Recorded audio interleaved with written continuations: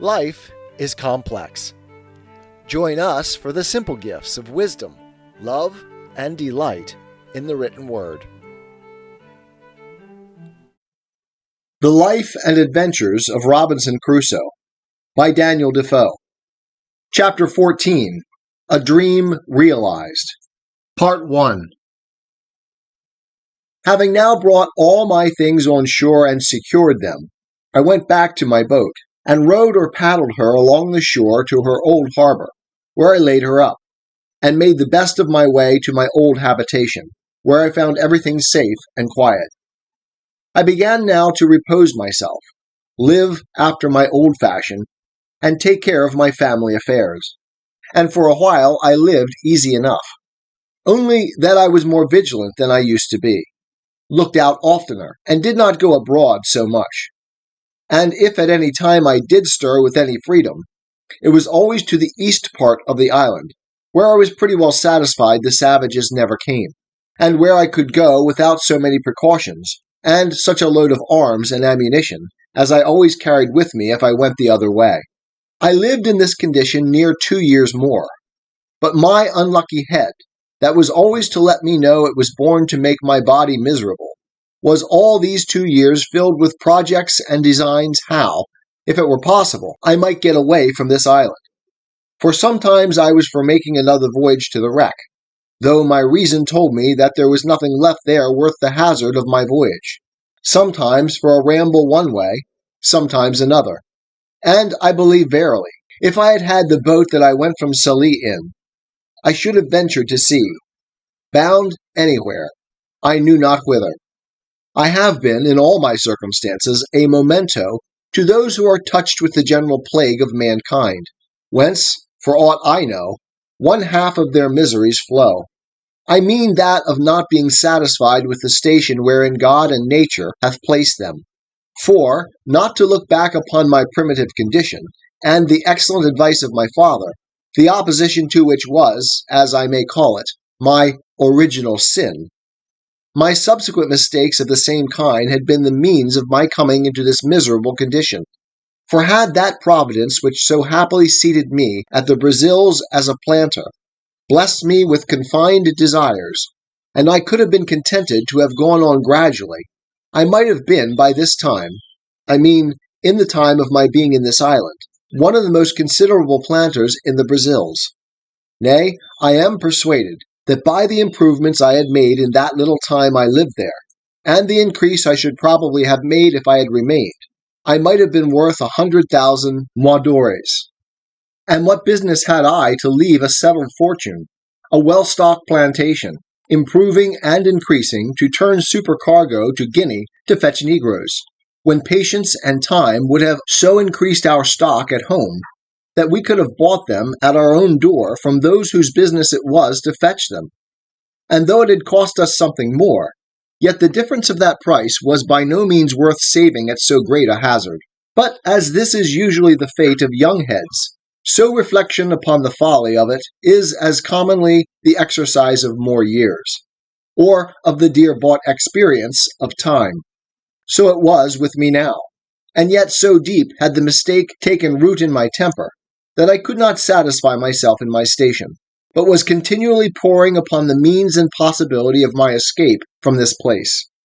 and that I may, with greater pleasure to the reader, bring on the remaining part of my story. It may not be improper to give some account of my first conceptions on the subject of this foolish scheme for my escape, and how, and upon what foundation, I acted. I am now to be supposed retired into my castle, after my late voyage to the wreck, my frigate laid up and secured under water as usual, and my condition restored to what it was before. I had more wealth, indeed, than I had before, but was not at all the richer, for I had no more use for it than the Indians of Peru had before the Spaniards came there. It was one of the nights in the rainy season in March, the 24th year of my first setting foot on this island of solitude. I was lying in my bed or hammock, awake, very well in health, had no pain, no distemper, no uneasiness of body, nor any uneasiness of mind more than ordinary,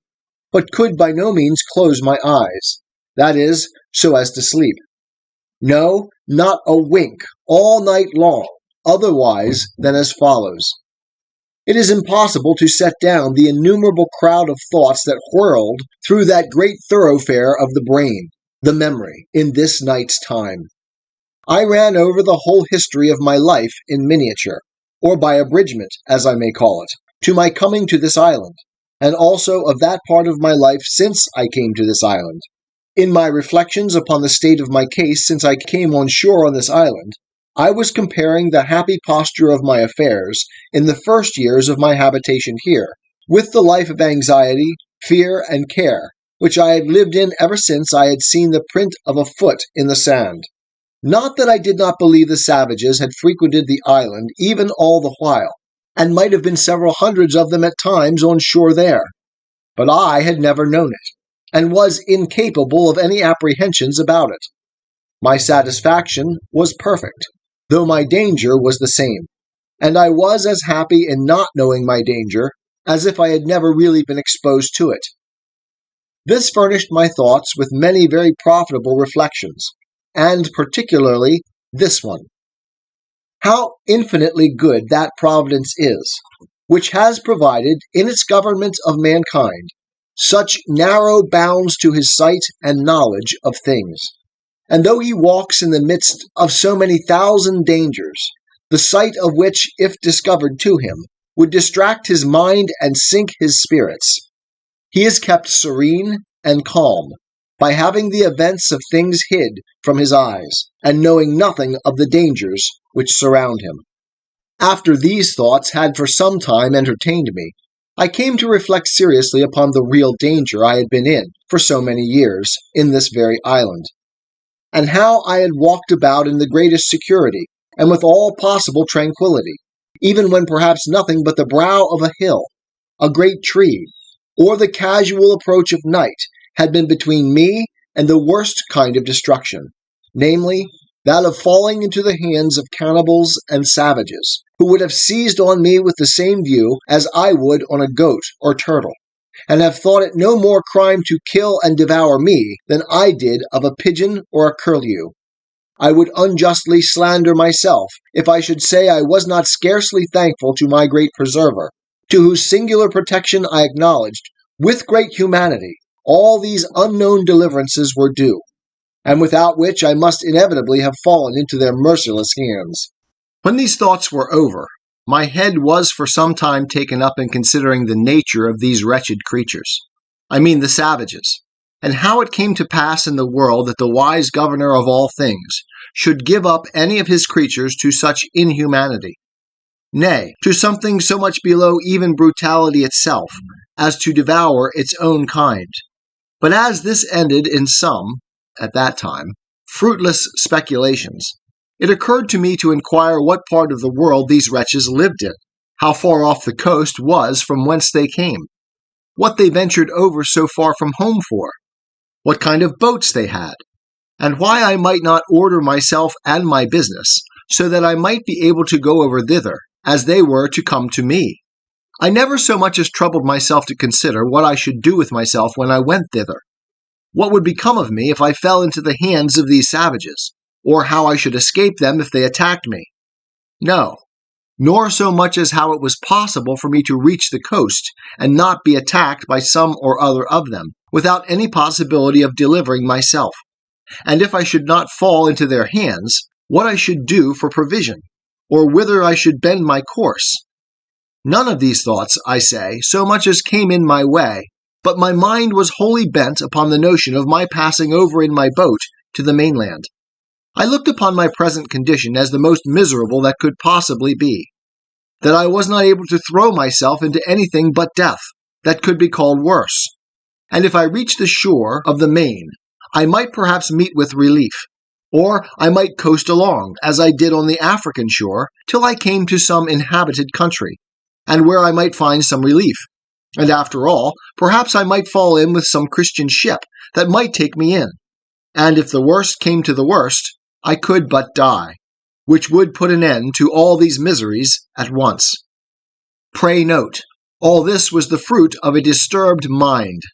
an impatient temper, made desperate, as it were, by the long continuance of my troubles and the disappointments I had met in the wreck I had been on board of, and where I had been so near obtaining what I so earnestly longed for, somebody to speak to, and to learn some knowledge from of the place where I was, and of the probable means of my deliverance. I was agitated wholly by these thoughts. All my calm of mind in my resignation to Providence, and waiting the issue of the dispositions of heaven,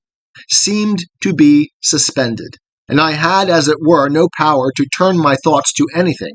but to the project of a voyage to the main, which came upon me with such force, and such an impetuosity of desire, that it was not to be resisted. When this had agitated my thoughts for 2 hours or more, with such violence that it set my very blood into a ferment, and my pulse beat as if I had been in a fever, merely with the extraordinary fervor of my mind about it, nature,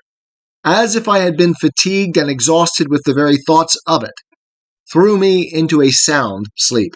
One would have thought I should have dreamed of it, but I did not, nor of anything relating to it. But I dreamed that as I was going out in the morning as usual from my castle, I saw upon the shore 2 canoes and 11 savages coming to land, and that they had brought with them another savage whom they were going to kill in order to eat him. When, on a sudden, the savage that they were going to kill jumped away and ran for his life. And I thought in my sleep that he came running into my little thick grove before my fortification to hide himself, and that I, seeing him alone, and not perceiving that the others sought him that way, showed myself to him, and smiling upon him, encouraged him, that he kneeled down to me, seeming to pray me to assist him,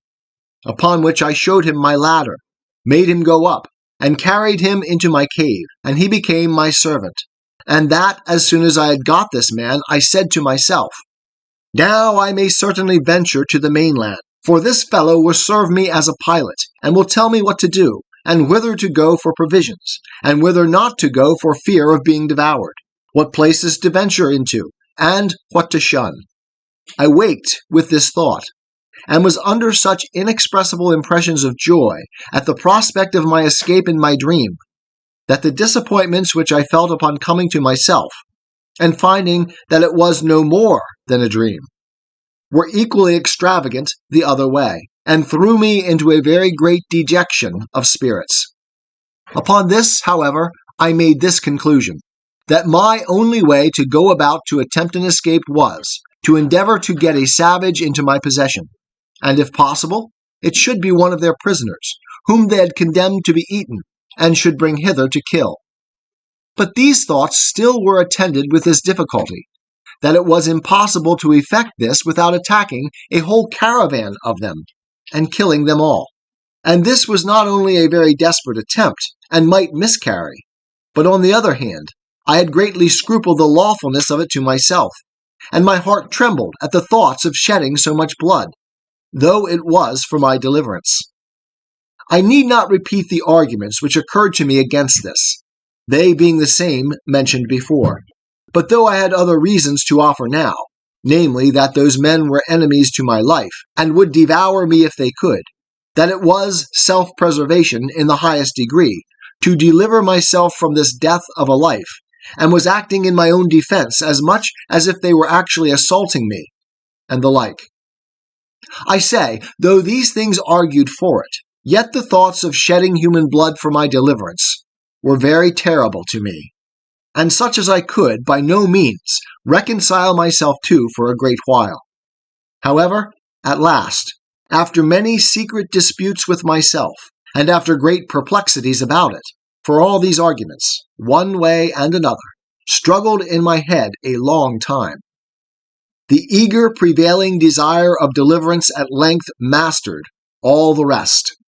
and I resolved, if possible, to get one of these savages into my hands, cost what it would. The Life and Adventures of Robinson Crusoe by Daniel Dafoe.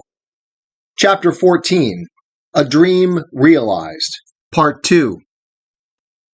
My next thing was to contrive how to do it, and this, indeed, was very difficult to resolve on. But as I could pitch upon no probable means for it, So I resolved to put myself upon the watch, to see them when they came on shore, and leave the rest to the event, taking such measures as the opportunity should present,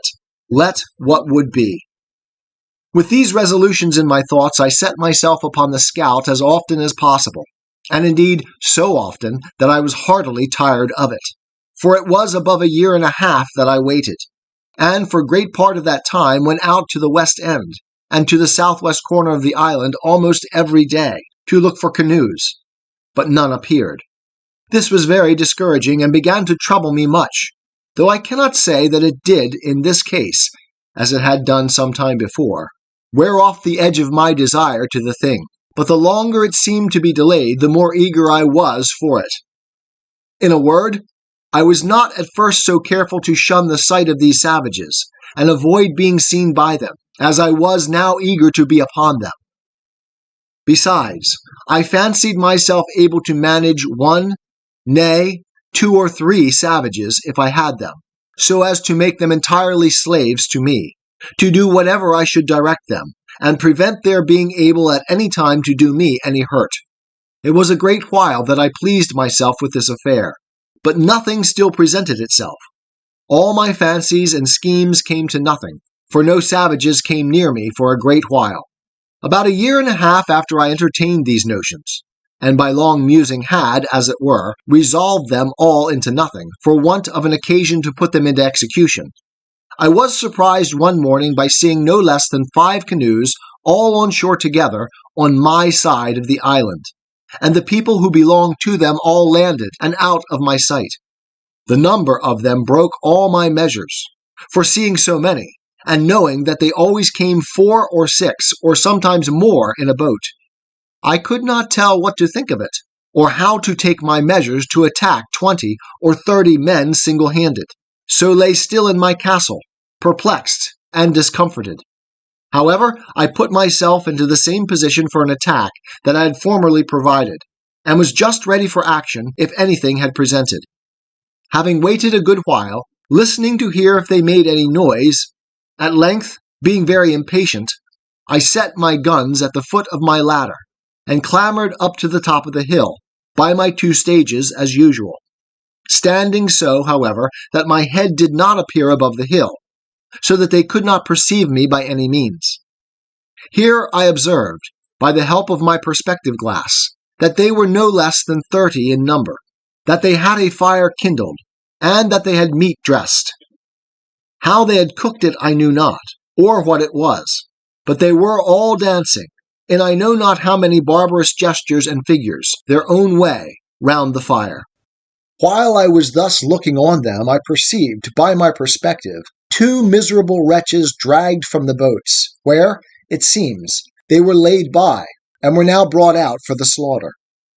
I perceived one of them immediately fall, being knocked down, I suppose, with a club or wooden sword, for that was their way, and 2 or 3 others were at work immediately, cutting him open for their cookery, while the other victim was left standing by himself, till they should be ready for him. In that very moment this poor wretch, seeing himself a little at liberty and unbound, nature inspired him with hopes of life, and he started away from them, and ran with incredible swiftness along the sands directly towards me. I mean towards that part of the coast where my habitation was. I was dreadfully frightened, I must acknowledge, when I perceived him run my way, and especially when, as I thought, I saw him pursued by the whole body. And now I expected that part of my dream was coming to pass, and that he would certainly take shelter in my grove. But I could not depend by any means upon my dream that the other savages would not pursue him thither and find him there. However, I kept my station, and my spirits began to recover when I found that there was not above 3 men that followed him, and still more was I encouraged when I found that he outstripped them exceedingly in running, and gained ground on them, so that, if he could but hold out for half an hour, I saw easily he would fairly get away from them all.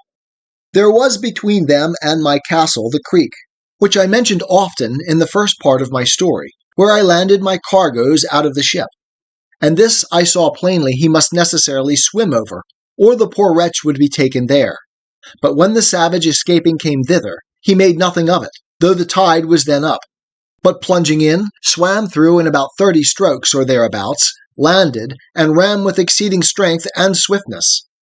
When the 3 persons came to the creek, I found that 2 of them could swim, but the third could not, and that, standing on the other side, he looked at the others, but went no farther, and soon after went softly back again, which, as it happened, was very well for him in the end. I observed that the 2 who swam were yet more than twice as strong swimming over the creek as the fellow was that fled from them. It came very warmly upon my thoughts, and indeed irresistibly, that now was the time to get me a servant, and perhaps a companion or assistant, and that I was plainly called by Providence to save this poor creature's life. I immediately ran down the ladders with all possible expedition, fetched my 2 guns, for they were both at the foot of the ladders, as I observed before, and getting up again with the same haste to the top of the hill, I crossed towards the sea, and having a very short cut, and all downhill, placed myself in the way between the pursuers and the pursued, hallooing aloud to him that fled, who, looking back, was at first perhaps as much frightened at me as at them.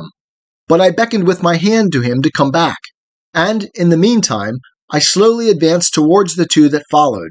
Then rushing at once upon the foremost, I knocked him down with the stock of my piece. I was loath to fire, because I would not have the rest hear, though at that distance it would not have been easily heard, and being out of sight of the smoke, too, they would not have known what to make of it. Having knocked this fellow down, the other who pursued him stopped, as if he had been frightened,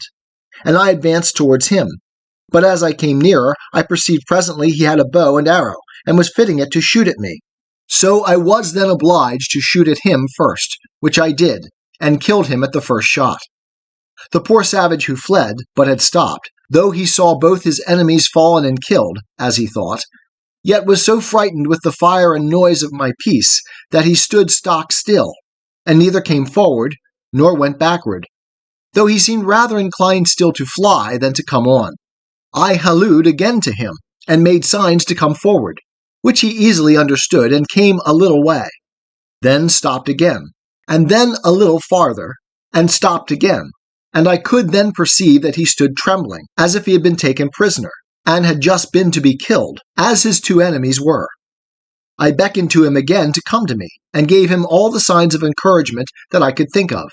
and he came nearer and nearer, kneeling down every 10 or 12 steps, in token of acknowledgment for saving his life. I smiled at him, and looked pleasantly, and beckoned to him to come still nearer. At length he came close to me, and then he kneeled down again, kissed the ground, and laid his head upon the ground, and taking me by the foot, set my foot upon his head. This, it seems, was in token of swearing to be my slave forever. I took him up, and made much of him, and encouraged him all I could. But there was more work to do yet, for I perceived the savage whom I had knocked down was not killed, but stunned with the blow, and began to come to himself. So I pointed to him, and showed him the savage, that he was not dead. Upon this he spoke some words to me, and though I could not understand them, yet I thought they were pleasant to hear, for they were the first sound of a man's voice that I had heard, my own excepted, for above 25 years. But there was no time for such reflections now. The savage who was knocked down recovered himself so far as to sit up upon the ground, and I perceived that my savage began to be afraid. But when I saw that, I presented my other piece at the man, as if I would shoot him. Upon this my savage, for so I call him now, made a motion to me to lend him my sword, which hung naked in a belt by my side, which I did.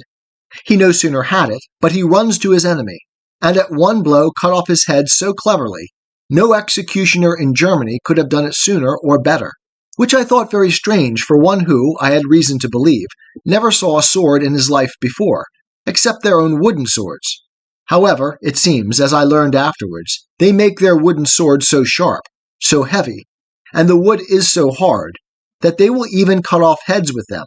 aye, and arms, and that at one blow, too. When he had done this, he comes laughing to me in sign of triumph, and brought me the sword again, and with abundance of gestures which I did not understand, laid it down, with the head of the savage that he had killed, just before me. But that which astonished him most was to know how I killed the other Indian so far off. So, pointing to him, he made signs to me to let him go to him, and I bade him go, as well as I could.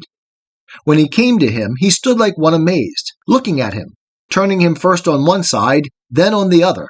looking at the wound the bullet had made, which it seems was just in his breast, where it had made a hole, and no great quantity of blood had followed, but he had bled inwardly, for he was quite dead. He took up his bow and arrows and came back. So I turned to go away and beckoned him to follow me, making signs to him that more might come after them. Upon this he made signs to me that he should bury them with sand, that they might not be seen by the rest if they followed. And so I made signs to him again to do so.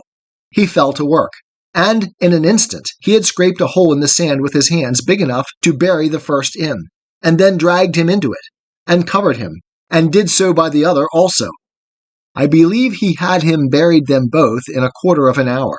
Then, calling away, I carried him, not to my castle, but quite away to my cave on the farther part of the island. So I did not let my dream come to pass in that part, that he came into my grove for shelter. Here I gave him bread and a bunch of raisins to eat and a draught of water, which I found he was indeed in great distress for, from his running. And having refreshed him, I made signs for him to go and lie down to sleep, showing him a place where I had laid some rice straw, and a blanket upon it, which I used to sleep upon myself sometimes. So the poor creature lay down, and went to sleep. Life and Adventures of Robinson Crusoe by Daniel Dafoe. Chapter 14. A Dream Realized. Part 3. He was a comely, handsome fellow, perfectly well made, with straight, strong limbs, not too large, tall and well-shaped, and, as I reckon, about 26 years of age. He had a very good countenance, not a fierce and surly aspect, but seemed to have something very manly in his face, and yet he had all the sweetness and softness of a European in his countenance too, especially when he smiled. His hair was long and black, not curled like wool. His forehead very high and large, and a great vivacity and sparkling sharpness in his eyes. The color of his skin was not quite black, but very tawny, and yet not an ugly, yellow, nauseous tawny, as the Brazilians and Virginians and other natives of America are, but of a bright kind of dun olive color, that had in it something very agreeable, though not very easy to describe. His face was round and plump, his nose small, not flat like the negroes, a very good mouth, thin lips, and his fine teeth well set, and as white as ivory. After he had slumbered, rather than slept, about half an hour, he awoke again, and came out of the cave to me, for I had been milking my goats, which I had in the enclosure just by. When he espied me, he came running to me, laying himself down again upon the ground, with all the possible signs of an humble, thankful disposition, making a great many antic gestures to show it. At last he lays his head flat upon the ground, close to my foot, and sets my other foot upon his head, as he had done before, and after this made all the signs to me of subjection, servitude, and submission imaginable, to let me know how he would serve me so long as he lived. I understood him in many things, and let him know I was very well pleased with him. In a little time I began to speak to him, and teach him to speak to me. And first, I let him know his name should be Friday, which was the day I saved his life. I called him so for the memory of the time. I likewise taught him to say, Master, and then let him know that was to be my name. I likewise taught him to say yes and no, and to know the meaning of them. I gave him some milk in an earthen pot, and let him see me drink it before him, and sop my bread in it, and gave him a cake of bread to do the like, which he quickly complied with, and made signs that it was very good for him. I kept there with him all that night, but as soon as it was day I beckoned to him to come with me, and let him know I would give him some clothes, at which he seemed very glad, for he was stark naked. As we went by the place where he had buried the two men, he pointed exactly to the place, and showed me the marks that he had made to find them again, making signs to me that we should dig them up again and eat them. At this I appeared very angry, expressed my abhorrence of it, made as if I would vomit at the thoughts of it, and beckoned with my hand to him to come away, which he did immediately, with great submission. I then led him up to the top of the hill, to see if his enemies were gone, and pulling out my glass I looked, and saw plainly the place where they had been, but no appearance of them or their canoes, so that it was plain they were gone, and had left their 2 comrades behind them without any search after them. But I was not content with this discovery, but having now more courage, and consequently more curiosity, I took my man Friday with me,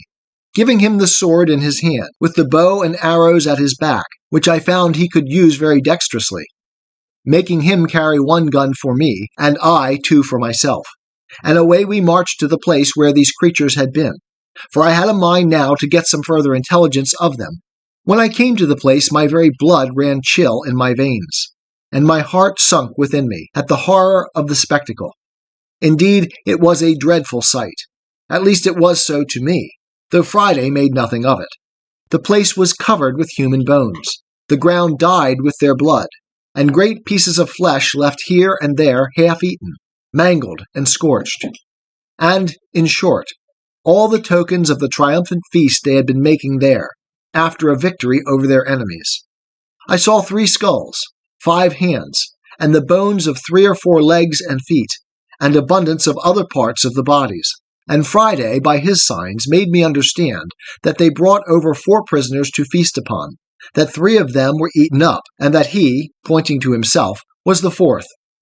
That there had been a great battle between them and their next king,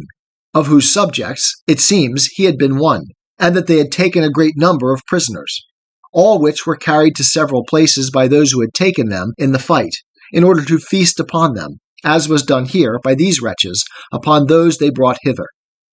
I caused Friday to gather all the skulls, bones, flesh, and whatever remained, and lay them together in a heap, and make a great fire upon it, and burn them all to ashes. I found Friday had still a hankering stomach after some of the flesh, and was still a cannibal in his nature. But I showed him so much abhorrence at the very thoughts of it,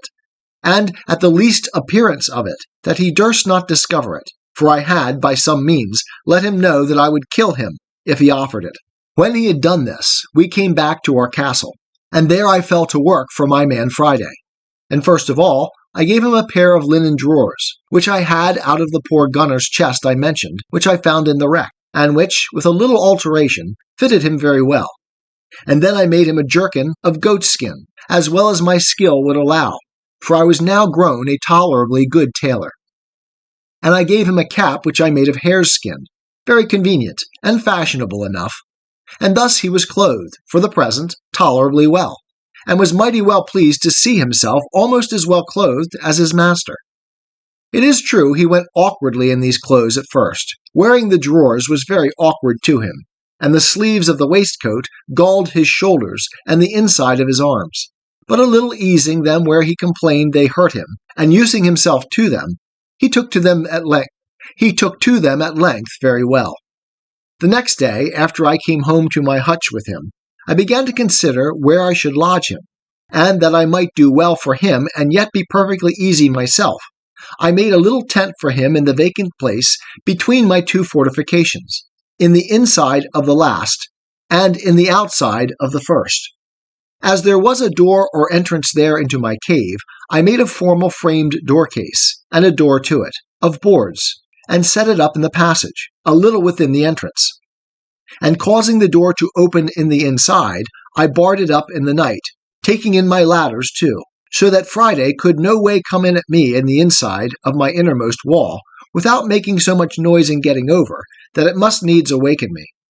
For my first wall had now a complete roof over it of long poles, covering all my tent, and leading up to the side of the hill, which was again laid across with smaller sticks, instead of laths, and then thatched over a great thickness with the rice straw, which was strong, like reeds. And at the hole or place which was left to go in or out by the ladder, I had placed a kind of trap-door, which, if it had been attempted on the outside, would not have opened at all, but would have fallen down and made a great noise. As to weapons, I took them all into my side every night, but I needed none of all this precaution, for never man had a more faithful, loving, sincere servant than Friday was to me. Without passions, sullenness, or designs, perfectly obliged and engaged. His very affections were tied to me, like those of a child to a father, and I dare say he would have sacrificed his life to save mine upon any occasion whatsoever. The many testimonies he gave me of this put it out of doubt, and soon convinced me that I needed to use no precautions for my safety on his account. This frequently gave me occasion to observe, and that with wonder, that however it had pleased God in his providence, and in the government of the works of his hands, to take from so great a part of the world of his creatures the best uses to which their faculties and the powers of their souls are adapted, yet that he has bestowed upon them the same powers, the same reason, the same affections, the same sentiments of kindness and obligation, the same passions and resentments of wrongs, the same sense of gratitude, sincerity, fidelity, and all the capacities of doing good and receiving good that he has given to us, and that when he pleases to offer them occasions of exerting these, they are as ready, nay, more ready, to apply them to the right uses for which they were bestowed than we are. This made me very melancholy sometimes, in reflecting, as the several occasions presented, how mean a use we make of all these, even though we have these powers enlightened by the great lamp of instruction, the Spirit of God, and by the knowledge of his word added to our understanding, and why it has pleased God to hide the like saving knowledge from so many millions of souls, who, if I might judge by this poor savage, would make a much better use of it than we did. From hence I sometimes was led too far to invade the sovereignty of Providence, and, as it were, arraign the justice of so arbitrary a disposition of things, that should hide that sight from some, and reveal it to others, and yet expect a like duty from both. But I shut it up, and checked my thoughts with this conclusion. First, that we did not know by what light and law these should be condemned, but that as God was necessarily, and by the nature of his being, infinitely holy and just, so it could not be, but if these creatures were all sentenced to absence from himself, it was on account of sinning against that light which, as the Scripture says, was a law to themselves, and by such rules as their consciences would acknowledge to be just, though the foundation was not discovered to us. And secondly, that still as we all are the clay in the hand of the potter, no vessel could say to him, "Why hast thou formed me thus?" But to return to my new companion, I was greatly delighted with him, and made it my business to teach him everything that was proper to make him useful, handy, and helpful, but especially to make him speak, and understand me when I spoke, and he was the aptest scholar that ever was, and particularly was so merry, so constantly diligent, and so pleased when he could but understand me, or make me understand him, that it was very pleasant for me to talk to him. Now my life began to be so easy that I began to say to myself that could I but have been safe from more savages, I cared not if I was never to remove from the place where I lived. 'Tis the gift to be simple, 'tis the gift to be free, 'tis the gift to come down where we ought to be, and when we find ourselves in the place just right, 'twill be in the valley of love and delight. When true simplicity is gained, to bow and to bend, we will not be ashamed. To turn will be our delight, till by turning, we come round right.